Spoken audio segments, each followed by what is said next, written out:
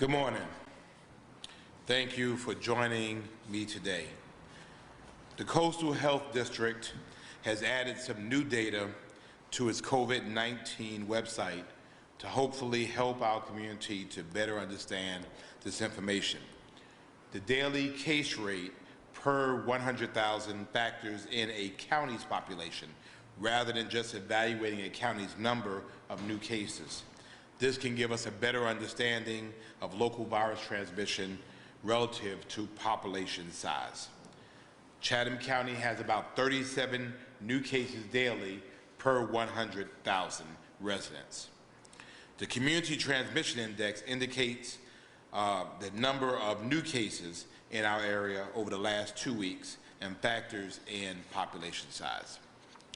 Generally, an index higher than 100 indicates significant evidence of community spread and that we should take precautions against infection. As of yesterday, Chatham County had an index of 473. An index higher than 100 indicates significant evidence of community spread. Chatham County has an index of 473. So we still need you to take practical precautions to slow the spread of COVID-19 in our community.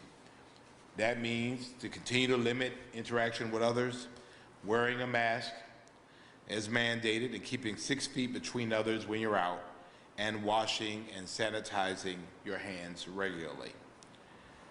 I would love nothing more than to stop talking about this virus and for all of these restrictions to be a thing of the past. However, COVID-19 is still spreading in our community, and the new data from the health department makes that clearer than ever. We need your help to get through this. There is no way for us to get past this. There's no way for us to put COVID-19 in our rearview mirror if we don't all do what we can do and what we should do to curb the number of cases in our city.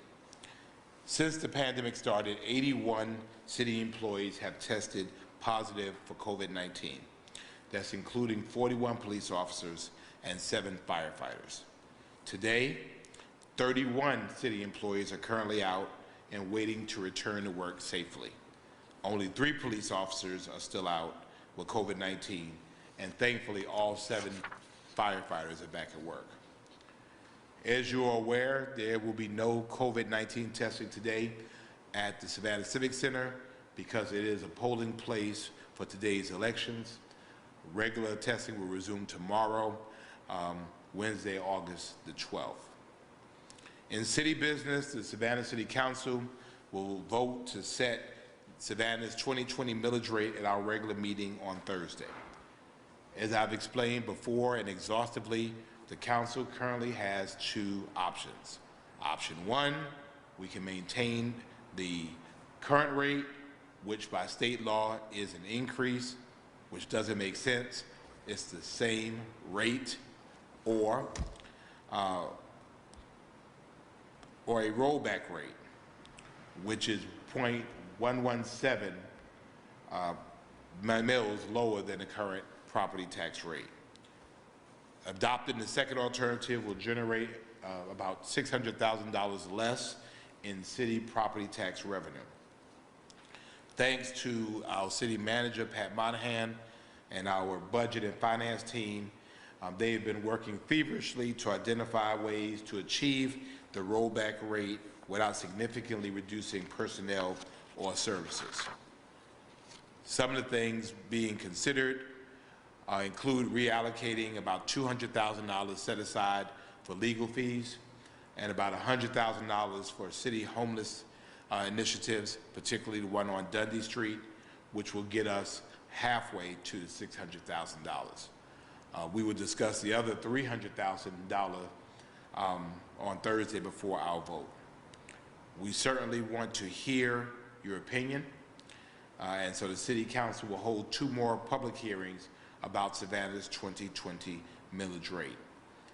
I will tell you that after the city manager gave some encouraging news, I think that most of council feel much, much better, because I think the challenge is for us, it's easy to say cut taxes, cut taxes, cut taxes. But as stewards of the city, the responsibility of the mayor and aldermen is to make sure that the city has the things that they need to operate. And so on one end, people say cut, but on the other end, they say don't affect any of my services. And so I think that some of the aldermen, particularly someone who expressed it to me, was really caught in the mix of being able to do both. And so thanks to the city manager and Team Savannah's work on this, we might be able to arrive at a solution that makes the aldermen feel much more comfortable in adopting the rollback rate. So we have 2 more opportunities for public hearings, both virtually on Thursday, one at 10 a.m., followed by our workshop, and then at 2:00 p.m., at which time we will adopt the millage rate. If you want to share your thoughts, you can certainly do so. You can submit your comments by emailing clerkofcouncil@savannahga.gov, clerkofcouncil@savannahga.gov, or by calling 912-651-6441, 912-651-6441. And you could also come to City Hall on Thursday, and you could speak to the council in this very room through Zoom. If you come in person, remember we take temperatures and we require a mask in this building.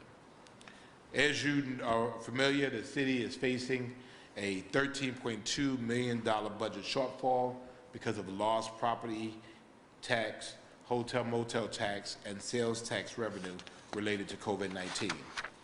The city manager, the city's director of management and budget, and the chief financial officer have come up with a plan that keeps furloughs and layoffs as last resorts. The first thing that's going to happen is a 1% to 3% reduction in operating costs across the board. They're also planning to save $4.5 million by temporarily freezing about 111 open positions, and part of our property sales account can act as a reserve. There are some of the big Tier 1 plans that should keep our current budget balanced through December the 31st, despite the more than $13 million variance.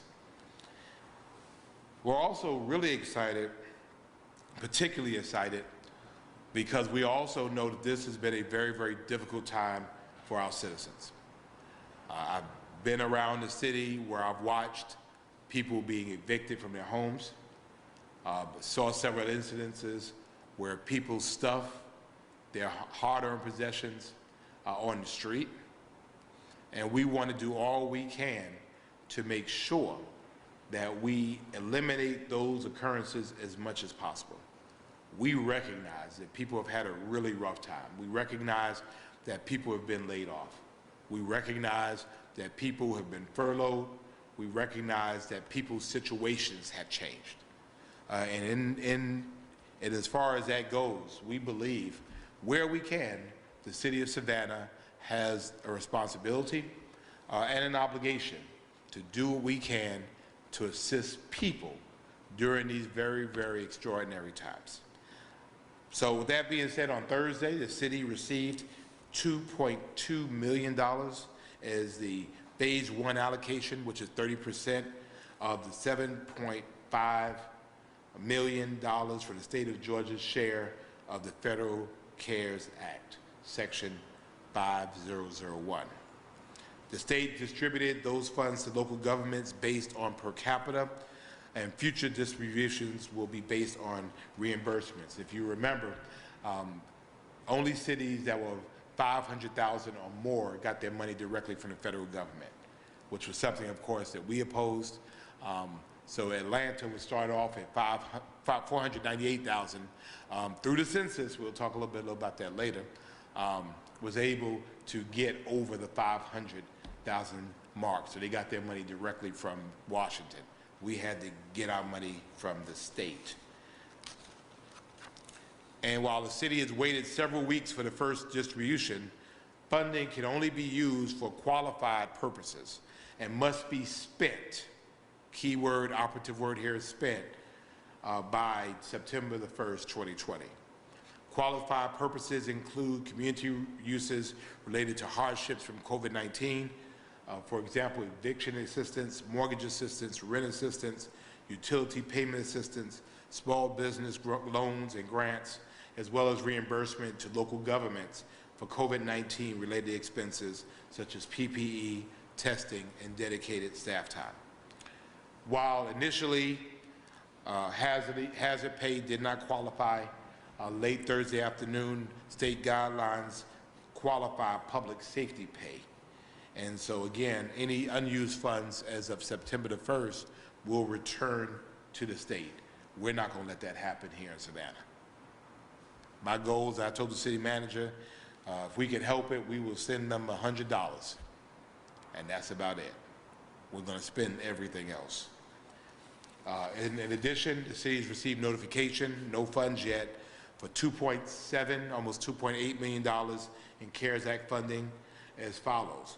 $1.3 million for CBDG CV1, $693,166 for ESG Emergency Shelter Grant CV1, and $2.1 million in ESG funds CV2. As with the state distribution, these funds can only be used for qualified expenses, but these funds must comply with additional federal regulations and with more limited uses that are not restricted by the September 1st deadline. So, today is August the 11th, and so we have a lot of work to do to spend a whole bunch of money between now and September the 1st. And I think that we are up for the challenge. Now, while the city could clearly and legally access the $7.5 million to pay down our COVID-related impact by seeking reimbursement for public safety, the city manager and I fully agree that we put the money where the money needs to be, and that is in the hands of those who need it the most, for those that are experiencing unforeseen and undue hardships. So the recommendation is to split the allocation to go 20% for city purposes and 80% for community purposes. 20% for city purposes and 80% for community purposes. So for the $7.5 million, we are advocating, and our recommendation to council is to use $2 million for the city reimbursement, $300,000 for public safety reimbursement, $2 million for small business loans and grants in the city of Savannah proper, and $3.2 million for rent, mortgage, and utility assistance for those who live within the corporate limits of the city of Savannah. And again, I am taking great pains to make sure that we're very clear about this. This is an opportunity where Savannah can help Savannahans, and we want to be able to do that. Other municipalities will get CARES funding as well. They need to use that as they see fit. But if you live in the city of Savannah, we want this money to help you.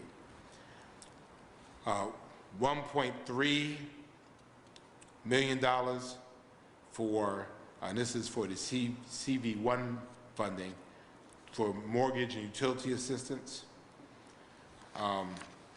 and for homeless shelter services, street outreach. We are proposing $2.8 million, again, within the city of Savannah's corporate limits, getting us to our total CARES funding of about $11.7 million, $11,723,481 to be exact. Rent, mortgage, and utility and eviction prevention assistance will collectively total about $4.6 million for City of Savannah residents. So since the city is not structured or staffed to manage the distributions of these funds, nor does a time frame remain to begin a procedure to meet these strict federal guidelines, we are working with some of our nonprofit partners in the community that do this on a regular basis, and we will provide more details. As a matter of fact, we will probably have another presser just to talk about this program. So we're excited about it. We're excited that the federal money could be felt locally. I'm excited for those people who did not sleep well last night because they believe they will be evicted from their homes. There is a difference between charity and assistance. I fully believe that we should help people who need the help. Obviously, we have to be very judicious in making sure that people that we're able to help are able to be self-sustaining beyond the help. So, because of the time restraints, I've asked the city manager to work with our nonprofit partners to execute the necessary arrangements and agreements yesterday so that we can begin the distribution, and especially to assist with 50 pending eviction cases in magistrate court. There are approximately 50, I believe, all of them within the city of Savannah. 500, sorry, 500 pending eviction cases. We will go through those for those that are within the city of Savannah, and we will assist those that live within the city of Savannah. On Thursday, I'll ask the City Council to confirm the resolution to accept these funds, set up the budget amendment, and confirm the spending plan. So although this is not the way we would rather do this, I think that the timelines placed on us by the state has required us to act quickly and expeditiously. I would want to extend a very sincere thank you to 3rd District Alderwoman Linda Wilder Bryant and her support of Team Savannah. Alderwoman Bryant, as you know, is heavily engaged and involved in our community. She has raised money and donated more than 2,000 meals to city employees last week through her nonprofit, the LB Before and After Foundation, in honor of her son, Lawrence Bryan IV, who was taken from her far too soon. We thank her for her thoughtfulness, we thank her for her generosity, and we thank her for recognizing those who've been working nonstop through the pandemic to provide essential city services. The food was absolutely excellent, and they did finally let me get one. I ate one day. Today is the day of the runoff election. Please remember to get out and vote today. I've only heard very few comments forwarded to me about voting issues, and we'll pass those on to the Board of Elections. There is no Republican runoff. This is just for a few positions here in Savannah. The U.S. Congress Democratic runoff. For Chatham County, it is the coroner. For the state, it is what, the 163rd or 161, 163, the House seat 163. For the county commission, it is District 5 and District 2. So we're asking people to get out and vote. Some polling places have changed for this runoff election, so go to elections.chathamcountyga.gov to ensure that you are going to the right place to vote. Starting today, census workers will be in neighborhoods collecting information for those who have not already filled out the 2020 census on their own. So we're asking, please, if you can complete it by yourself, please do it. Don't make these folks come to your house. You don't get out of it by ignoring it.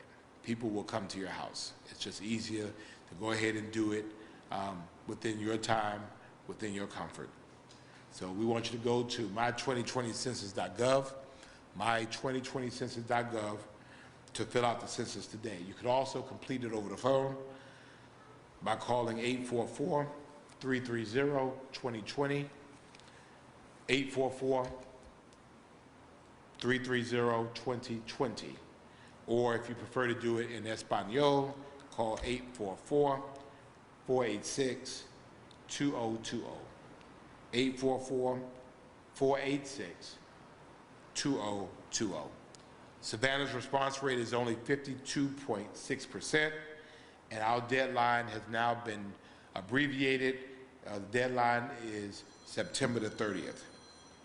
Zip codes 31401 and portions of 31415 have particularly low response rates so far. So if you know someone who lives in those areas, 31401 and 31415, please reach out to them. That ends my prepared remarks, and I'll entertain any questions you may have.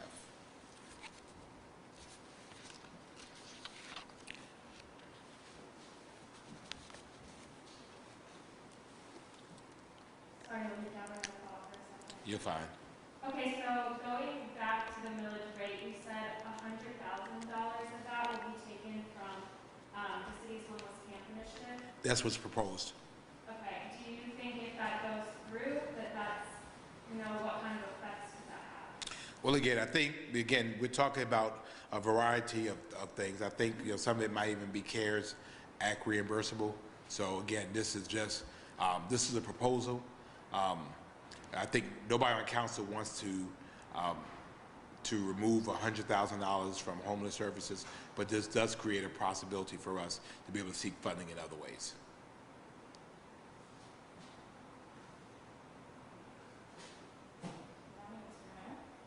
Good morning. So I wanted to circle back to some of the cost-saving measures. You had said something about 1.3% of a reduction in operating costs. Can you kind of elaborate on what exactly that means? Sure. I think what's been happening, and the city has been engaged and involved quite some time about being able to find other ways to do business.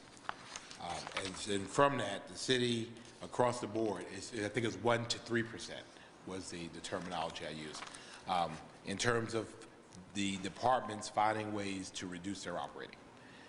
We recognize we're trying to balance a budget year, and so if they spend less, then obviously that helps us to close the gap.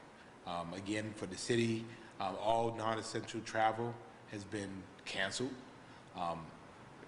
Conferences and other events that city employees regularly go to, most have been canceled, so we've had savings there. Obviously, with people teleworking, that's created some savings. So we're asking departments to be able to do what they can to help us get to where we need to be. And then I just wanted to go over some of the CARES Act numbers again. You said that the total was $7.5 million, but then at the end I heard 11.7. Right, there are different funding sources. Okay. From CARES Act, Section 5001 is $7.5 million, but then when you get into some of the other uses to include the ESG funds, it comes to a total of 11.7 million. Thank you. Good morning, Mr. Mayor. Good morning, ma'am. My first question for you, we talked a lot about this in the beginning of the pandemic about how our homeless population is doing. Is there any update to the camps that the city's been putting up or anything that has to do with that? Well, we're still moving forward. There has been significant work done, and we recognize this is not a take care of all situation. Again, social distancing has caused an issue for us because that means there are more people in the street. People have complained that there are more people in the street. Well, we recognize that, which is why it's so important for us to get past this pandemic so that these agencies can go ahead and take on full staffing again. I expect to have another check-in call with our homeless providers within the coming days to just kind of see where we are as it relates to homeless and homeless services. We've had people complain, oh, well, homeless people in the street. We know they're there. And, again, for us, the issue is that we want to do all we can to make sure people who want homes have them, who want a roof over their head, but the capacity that we have or had is now about 35 to 50%. I mean, we have the means to take care of more people, we just can't for those purposes.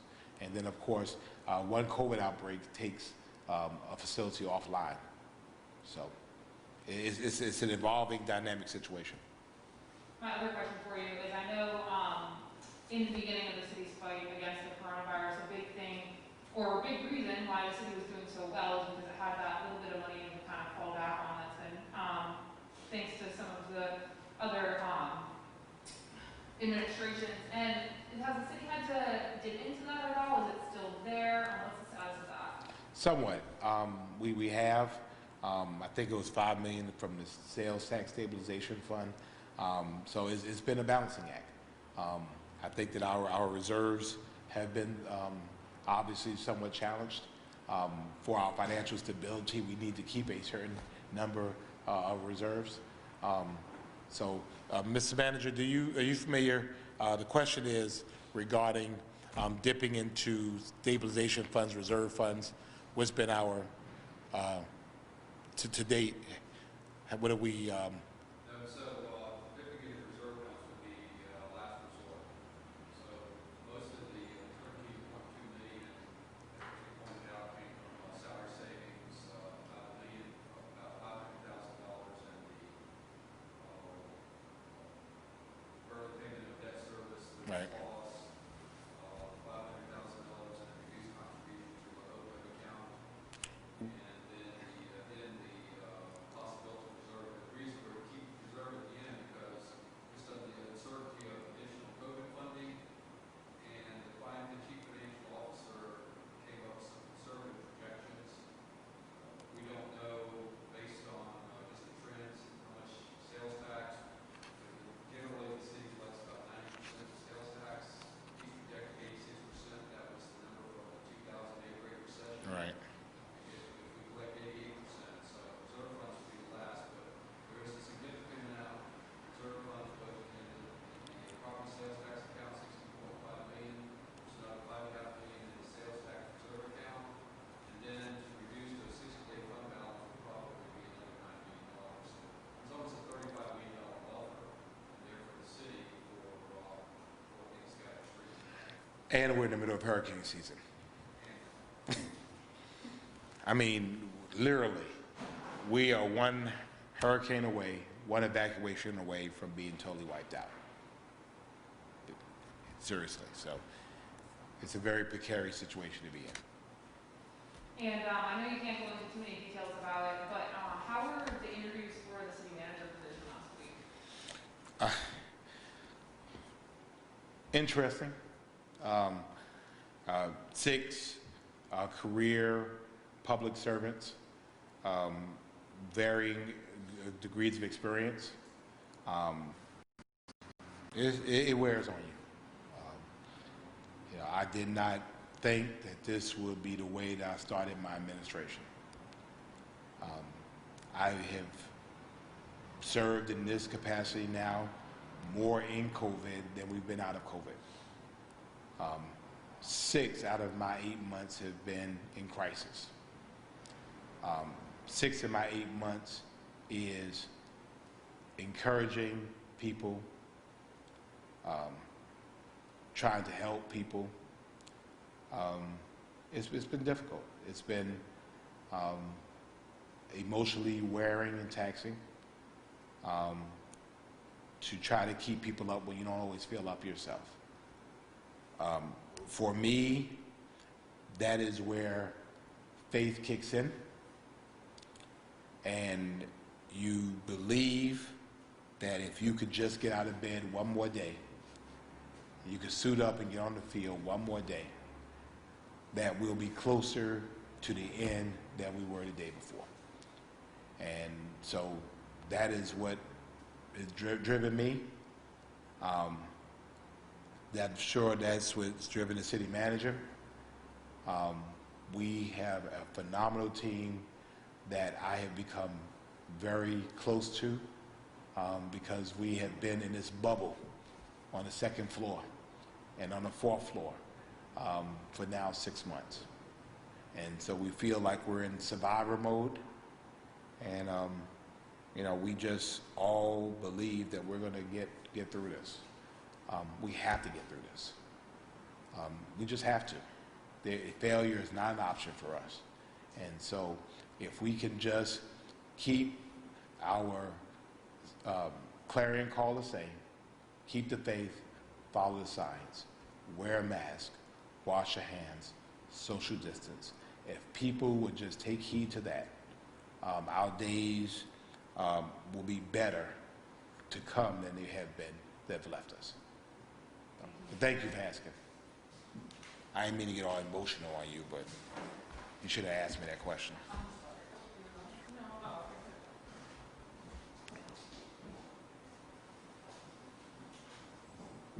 Morning, sir. Good morning, sir. I wanted to start off by asking about an event that's coming up at the convention center across the river, Hutchinson Island. I think it's a bodybuilding event. I heard. Brought to your attention? Okay. I tweeted him. Okay. Yep. I'd heard about the event. We were talking about it initially, and then I saw it was happening, and then someone pointed out to me and said, no mask required. Bothered the hell out of me. That people would invite people and say no mask required. Now, that being said, the Savannah Convention Center is a state-owned facility. And I would hate to think, and we'll put a call into the state, that they would allow something like this to occur. And if we have to go to the mat again about it, we'll go to the mat again about it. We don't mind people coming here, congregating, doing what they have to do, but they have to do it in a safe way. We know that not wearing masks in congregate circumstances creates community spread. We're watching across the country parties and events and concerts. We're watching schools. Nobody has on a mask, and then you have all these cases. What I'm concerned about is the people who work at the Savannah Convention Center, who are Savannahans, who are servicing people who have been told that they're not going to wear a mask. And so we will make sure we make our concerns clear to the convention center. There is, although state facility there, I think there is something to be said about being a good neighbor. So. Thank you, sir. To be clear, I just wanted to get back to the CARES Act funding. That will allow council to have easier discussion in adopting the rollback rate? Is that what you were saying? No, it's two different things. So the city manager combing through and finding ways that we can cut will help us to lessen the $600,000 rollback shortfall, which I think will make it more palatable for council members. It's easy to say, and I've heard, cut taxes, cut taxes, cut taxes. But again, our citizens expect service. Case in point was when we slowed down sanitation collection for purposes of social distancing. We got complaints all over the place. Everything we do essentially is essential. Everything we do plays a role in someone's life. Some are more visible than others, but either you have those folks that are doing frontline essential services or people who are supporting the services of the frontline services. So for us, I think the challenge was, again, to be able to provide the tax relief, which 0.117 in the grand scheme of things is really nothing, because some people could still, in spite of the rollback, pay higher taxes based on valuation. Some people could take the current rate and still see a reduction in taxes based on valuation. There's so many factors that we don't control, and then we're not the only taxing authority. So you have the school boards, you have the city, you have CAT. So those are the other issues. So I think the city manager working diligently to help us to get closer to the 600,000 makes it, again, more palatable for our council members to adopt the rollback rate. Thank you, sir. Last thing for me, just want to follow up every week. Any word from the city marshals, those deputized out and about on the streets enforcing the mask mandate? Any word from them writing citations for individual businesses? I have not heard any yet. I have not, but I will follow up. Thanks. Anything else? No? Sure? Okay. I want to take a moment before I leave to introduce someone who's special to me. Sergeant Billy Gray is my Chief of Counterintelligence. So I just wanted to recognize him today and thank him for all he does to keep me safe and keep the office and City Hall safe. He's a superstar in my book. So that being said, I want to thank you. I've embarrassed the crap out of him. That was intentional, but you know, Savannah's going to be okay. I tell myself, Savannah's going to be okay. We're going to be okay. And we see some encouraging things. I'm seeing some more people wearing masks. But to be honest with you, I'll be making some visits to some places that are not. And we'll be making some phone calls and having some courageous conversations. Because what people don't realize is folks are in there and they'll send me the video. They'll send the video. And so we say, oh, we're wearing masks. No, you're not. Here go the video. And, you know, of course, as you know, it's not beyond me to roll up in a spot, you know, to see what's going on. I mean, I'm serious about making sure that businesses that don't comply, particularly those with alcohol licenses, that they're addressed. And, you know, I don't want to make an example out of somebody, but we will. We have to keep the city safe. We have to. And if that means being what some people call heavy-handed, they'll never be able to say they did not have adequate notice. So God bless you all. Be safe. May God continue to bless the city of Savannah. Have a good day.